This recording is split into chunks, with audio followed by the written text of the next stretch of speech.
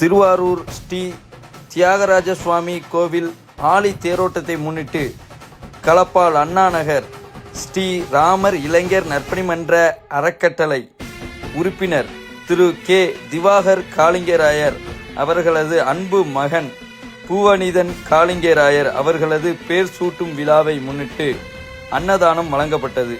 அன்னதானம் வழங்கிய அவர்களுக்கும் அவர்கள் குடும்பத்திற்கும் நம் அறக்கட்டளை சார்பாக நன்றிகளை தெரிவித்துக் கொள்கிறோம்.